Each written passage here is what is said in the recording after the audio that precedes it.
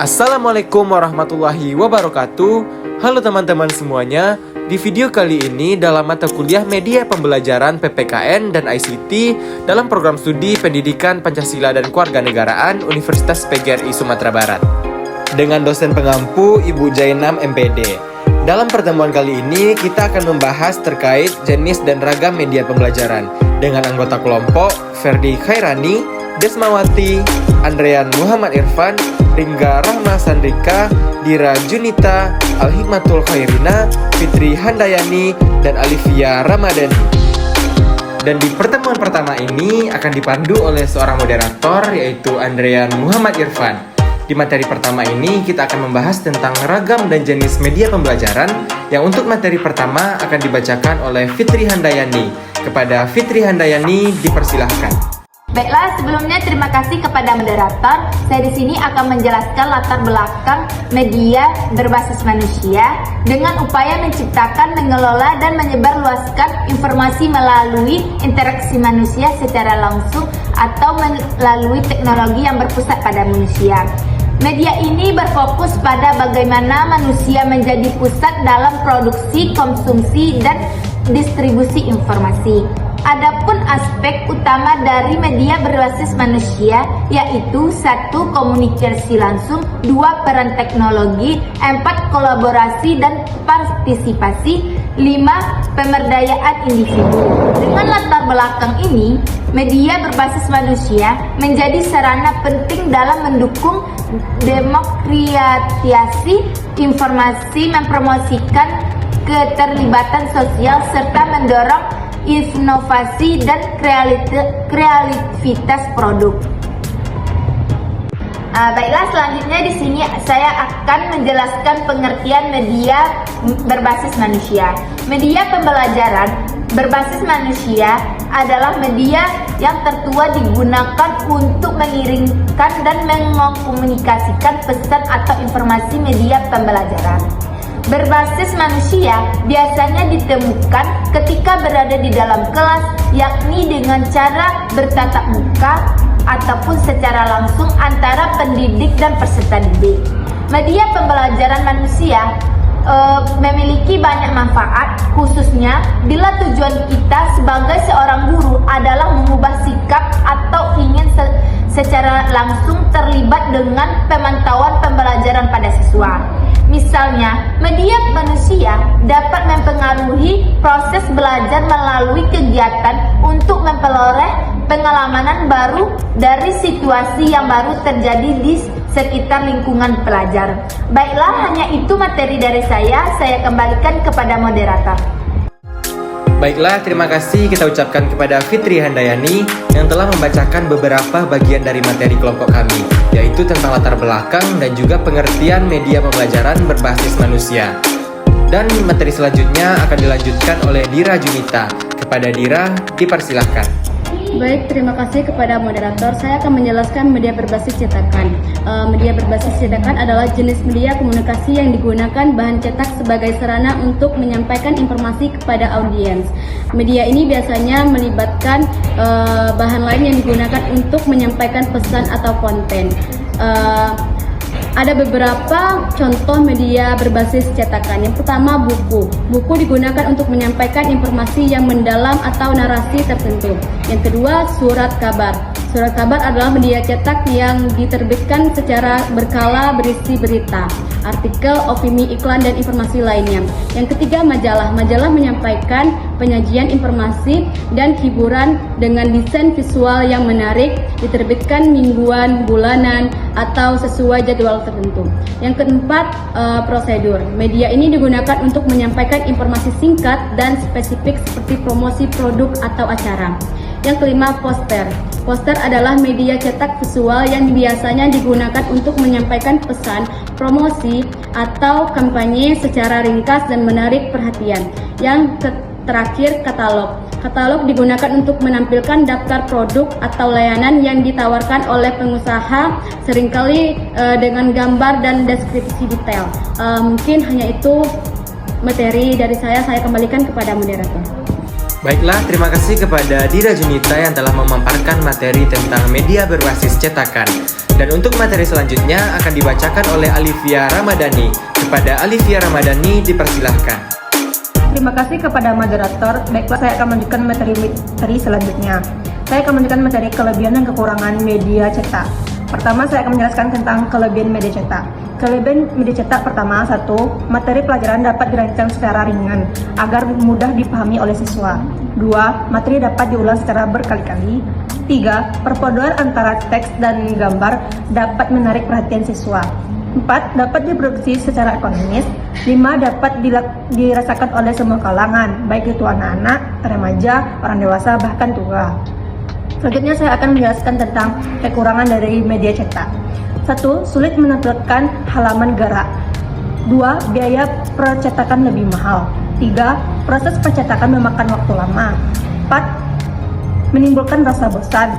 5. Jika tidak dirawat secara terus-menerus akan mengakibatkan kerusakan. Baiklah, hanya itu dapat saya sampaikan. Materi selanjutnya saya kembalikan kepada moderator. Baik, terima kasih kepada Alivia Ramadhani yang telah menjelaskan sebagian dari materi kami tentang keunggulan dan kelemahan media berbasis cetak. Dan untuk materi selanjutnya akan dilanjutkan oleh Ferly Khairani. Kepada Ferly dipersilahkan. Terima kasih kepada moderator.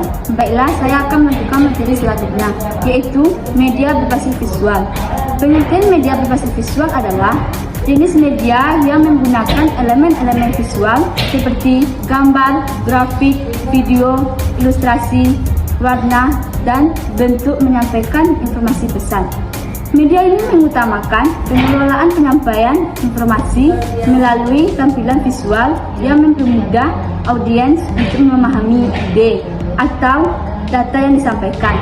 Contoh-contoh media berbasis visual yaitu 1. Infografis, media yang menggabungkan data informasi dalam bentuk grafis dan gambar. 2. Video, media yang menggunakan gambar bergerak, suara, dan teks. 3.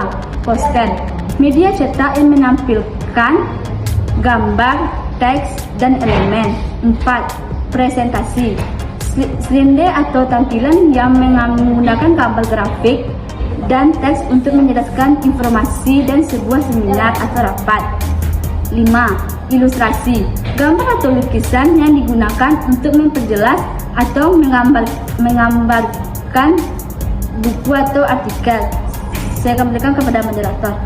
Contoh media berbasis visual yaitu 1. Infografis, media yang menggabungkan data informasi dalam bentuk grafis dan gambar. 2. Video, media yang menggunakan gambar bergerak, suara, dan teks. 3.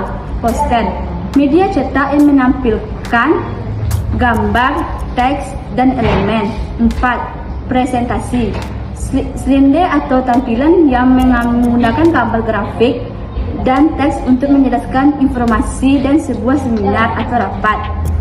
5. Ilustrasi, gambar atau lukisan yang digunakan untuk memperjelas atau menggambarkan buku atau artikel.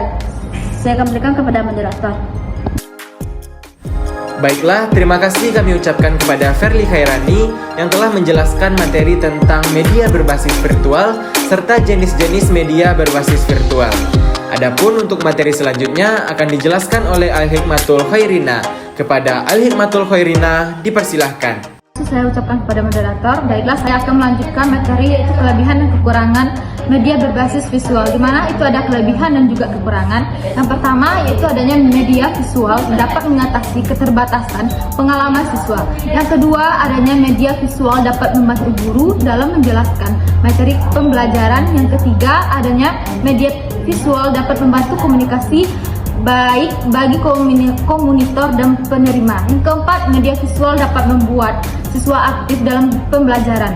Selanjutnya itu kekurangan. Dimana kekurangan itu ada 5 poin. Yang pertama, adanya keterbatasan penyampaian informasi karena hanya dapat disampaikan menggunakan visual. Yang kedua, proses pembuatan yang cenderung lama.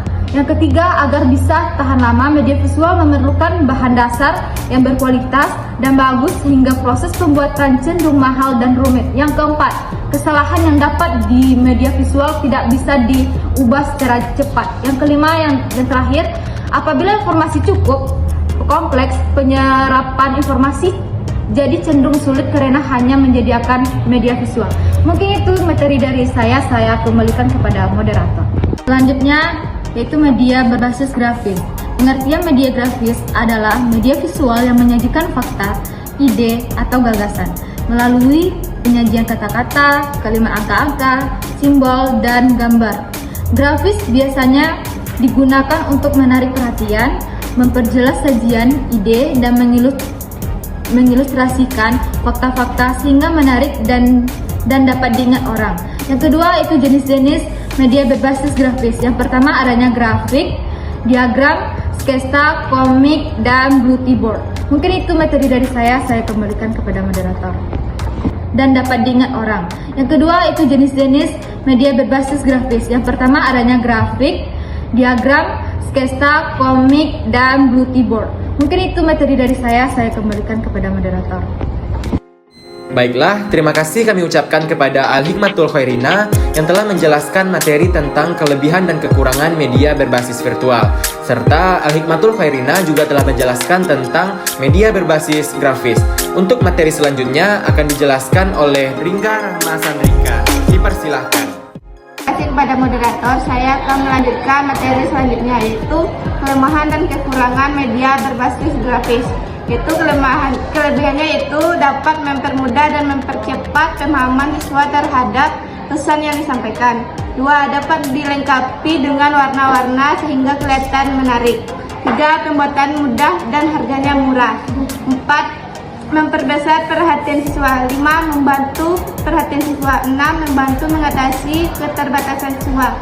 Kekurangannya yaitu 1. Membutuhkan keterampilan khusus untuk pembuatannya. 2. Penyajian pesan hanya berupa unsur visual. Baik, saya kembalikan kepada moderator. Dan terima kasih kepada Ringga Rahmasandrika yang telah menjelaskan materi tentang kelebihan dan kekurangan media berbasis grafis.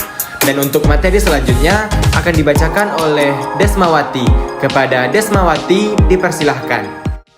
Baiklah, terima kasih saya ucapkan kepada moderator. Saya akan melanjutkan materi selanjutnya tentang media berbasis proyeksi.